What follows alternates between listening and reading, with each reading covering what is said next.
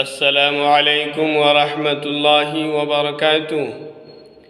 باب ذریعہ جنت اور ذریعہ جہنم ہے۔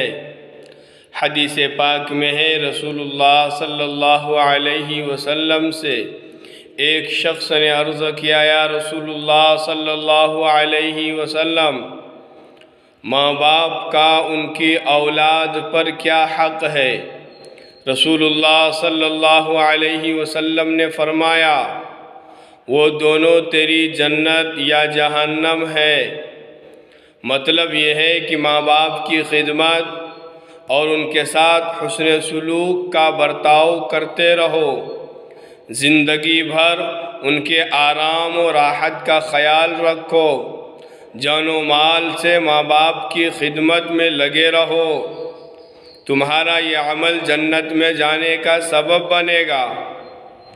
اور اگر ماں باپ کی نافرمانی کی، ماں باپ کو ستایا، ماں باپ کا دل دکھایا، ماں باپ کو دکھ دیا، تو یہ تمہارے دوزخ کے داخلہ کا سبب بنیں گے۔